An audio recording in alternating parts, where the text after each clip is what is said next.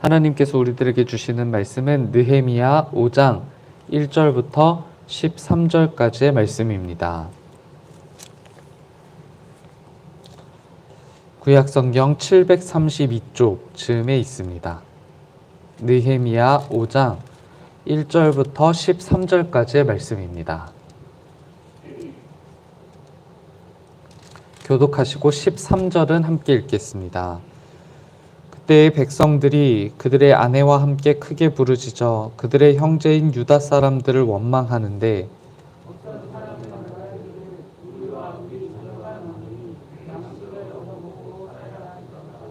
어떤 사람은 말하기를 우리가 밭과 포도원과 집이라도 저당 잡히고 이 흉년에 곡식을 얻자 하고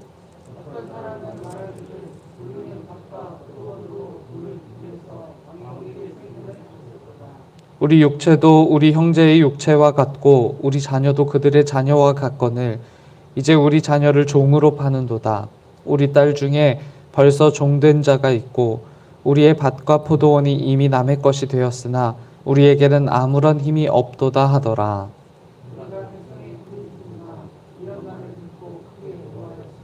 깊이 생각하고 귀족들과 민장들을 꾸짖어 그들에게 이르기를 너희가 각기 형제에게 높은 이자를 취하는도다 하고 대회를 열고 그들을 쳐서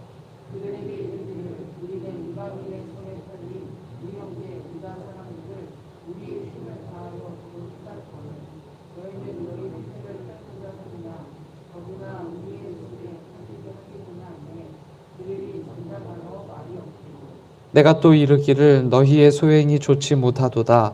우리의 대적 이방 사람의 비방을 생각하고 우리 하나님을 경외하는 가운데 행할 것이 아니냐.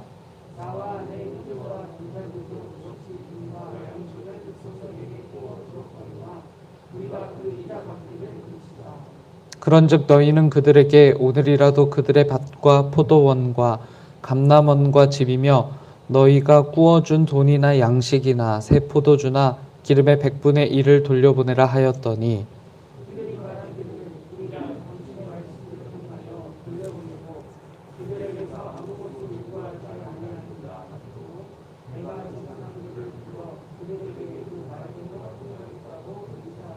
함께요. 내가 옷자락을 털며 이르기를 이 말대로 행하지 아니하는 자는 모두 하나님이 또한 이와 같이 그 집과 산업에서 털어버리실지니 그는 곧 이렇게 털려서 빈손이 될지로다 하매 회중이 다 아멘하고 여호와를 찬송하고 백성들이 그 말한 대로 행하였느니라. 아멘. 바벨론 포로로 잡혀갔던 유다 백성들이 예루살렘으로 귀환하기까지 많은 인물들의 역할들이 있었겠지만 우리가 잘 알고 있는 에스라 그리고 선지자 느헤미야를 읽다 보면 두 인물들에 대한 각별한 마음들이 생겨납니다. 선지자 에스라와 선지자 느헤미야의 목적은 하나였다라고 볼 수 있을 것 같은데요. 공동체 재건이 목표였을 겁니다. 잃어버렸던 이스라엘, 그리고 잃어버렸던 이스라엘의 역사성, 그리고 잃어버렸던 이스라엘의 하나님을 향한 믿음과 신앙을 다시 되찾고 그 터 위에서 공동체를 재건하는 것이 바로 느헤미야 선지자, 그리고 에스라 선지자의 공동의 목표였을 텐데요. 오랫동안 포로 생활을 해왔던 이 유다 백성들이 다시 포로 전과 같은 상태로 돌아간다라는 것은 결코 만만치 않은 작업이었다라는 것을 우리가 에스라서를 통해서도 느끼실 수 있을 거고요. 오늘 읽은 느헤미야서를 통해서도 느끼실 수 있을 겁니다. 에스라 선지자는 하나님 말씀을 준수할 수 있도록 권면하면서 영적 공동체를 세우고 수립하는 것이 그의 목표였다고 한다면요. 느헤미야 선지자는 성벽을 재건하고 공동체 내에 여전히 뿌리 깊게 자리 잡고 있는 공동체 내의 불의와 불합리를 바로잡는 것이 아마 느헤미야의 목표가 아니었을까 생각합니다. 완전히 황폐해졌던 예루살렘을 이제는 누구나 와서 행복한 삶을 영위할 수 있는 성읍으로 만들고 싶어 했던 것이 바로 느헤미야의 마음이었다라는 것이죠. 그러나 오늘 말씀은요, 그것이 정말 지난한 일이었고 또 만만치 않은 일이었다라는 것을 알려주는데요. 유다 공동체 내부에서 발생하고 있었던 어려움과 갈등, 그러나 결코 해결하지 않을 수 없는 문제들이 굉장히 산적해 있었다라는 것을 우리가 확인하게 됩니다. 오늘 본문을 읽어보셔서 좀 확인하실 수 있으셨겠지만 어떤 사람들은 양식을 얻기 위해서 자녀를 팔아야 되는 상황이었고요. 또 세금을 내기 위해서 재산을 저당 잡히거나 빚을 내기도 해야 했던 상황이었던 것 같습니다. 뿐만 아니라 빌린 돈이나 현물로 인한 이자를 감당하기 어려워서 큰 부담을 느끼며 사는 것이 보편의 백성들의 상황이었던 것 같고요. 그러나 느헤미야가 느꼈던 참담함은 이와 같은 상황에 있었다라고 하기보다는요, 이보다 더 중대한 이유 때문이었을 겁니다. 이와 같은 일들이 같은 민족 안에서 서로를 향해서 이런 견디기 어려운 조치들을 강요하고 있었다라는 것이 바로 느헤미야가 견디기 힘든 지점이었던 것 같아요. 느헤미야가 기대했고 꿈꾸었던 공동체의 모습과는 아주 거리가 먼 뿐만 아니라 하나님 역시 기대했던 공동체의 모습은 아니었을 거란 말이죠. 6절에 의하면 이런 유다 공동체의 모습을 보고 들었던 느헤미야는요, 아주 크게 진노했다라고 전합니다. 그리고 이 유다 공동체 지도자들에게 몇 가지 제안을 하는데요. 그간 취했던 이득이 있다라고 한다면 전부 원상태로 돌려놓자라는 것이 바로 느헤미야의 제안이었습니다. 백성의 지도자들은 이 느헤미야의 제안을 아무런 저항 없이 받아들이는데요. 느헤미야는 이와 같은 사회적 경제적 위기를 그들이 가진 하나님을 향한 믿음에 호소하면서 얻어낸 결과인 겁니다. 그들은 일종의 상징성을 부여하는 계약식을 함께 행했고요. 유다 백성들은 모두 느헤미야의 제안에 아멘으로 동의하고 하나님을 찬양하는 것으로 이 일들이 마무리가 되어지죠. 실은 이와 같은 상황들, 이와 같은 좋지 않은 공동체의 모습들 속에도요, 유다 백성들이 노력을 하지 않았던 것은 아닙니다. 그들은 그들이 가진 잘못된 삶의 습관들, 또 잘못된 관습들, 이런 것들에 대해서 몇 가지 개선을 했거나 또는 우리가 단지 풍습을 따르고 있을 뿐이다 라는 주장으로 변명을 할 수도 있었을 상황이었습니다. 이를테면 자녀들을 일꾼으로 파는 것은요, 당시에는 합법적인 일이었습니다. 남자가 경제적인 위기를 맞고 경제적인 위기를 맞은 남자가 가족의 구성원 중 한 사람을 일꾼으로 파는 것은 그 당시에는 합법적인 일이었던 겁니다. 그러니까 이와 같은 일들도 내가 단지 풍습, 관습을 따르고 있다라고 주장할 수도 있었을 거고요.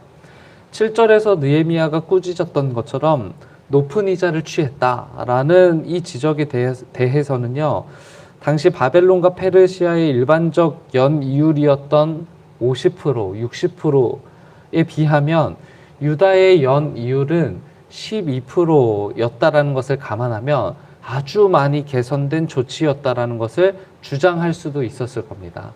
보편이 연이율이 50%, 60%인데 우리는 그래도 12%로 아주 개선된 조치가 아니겠느냐라고 그들 스스로 합리화하고 주장할 수도 있었다라는 것이죠.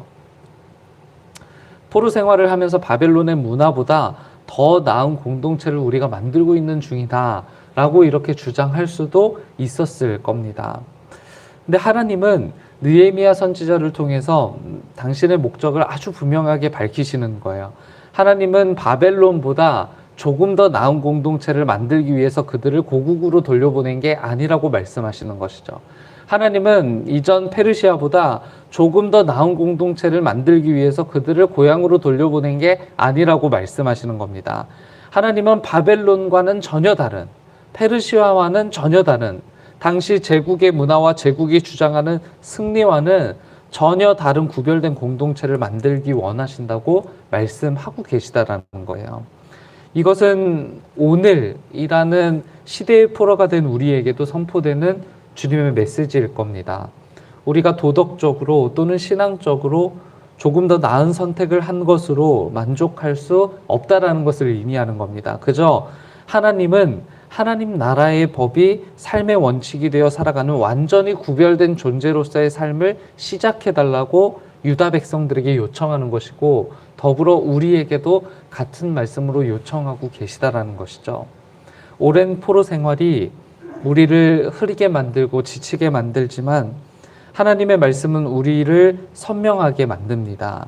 오랜 포로 생활로 과연 우리가 하나님의 말씀대로 움직여질지 여전히 의문이고, 힘겨운 싸움이 이어지겠지만 결국 우리를 하나님 말씀과 그 나라로 이끌고야만은 하나님을 신뢰하며 오늘도 우리의 삶을 말씀에 잇대어 살아낼 수 있게 되기를 주님의 이름으로 축복합니다. 하나님은 여전히 우리의 삶을 이끌고 계시고 조금 더 나은 날을 바라고 계시는 것이 아니라 완전히 구별된 날을 바라고 계신다라는 사실, 그리고 우리는 이 삶을 이어가며 구별된 날을 목표로 살아가야 한다라는 사실을 오늘 삶 속에서 느끼고 그렇게 살아가게 되기를 소망합니다. 함께 기도하겠습니다. 우리가 가진 믿음의 목표가 조금 더 나은 내가 되는 것에 머무르지 않게 하시고 하나님께서 원하시는 완전히 구별된 내가 되는 것이 목표가 된 믿음을 이어가게 도와주옵소서. 성령님의 도우심을 구합니다. 한 그루의 나무 되어 은총의 숲을 이뤄가는 나, 그리고 정능교회 되도록 이끌어 주옵소서. 이와 같은 마음을 담아 하나님 앞에 기도하기 위해 모인 모든 주님의 백성들, 하나님께서 지키시고 살피셔서 오늘 우리가 이곳에서 드리는 하나님을 향한 기도가 응답되고 이루어지는 귀중한 역사가 있도록 이곳을 축복하여 주옵소서.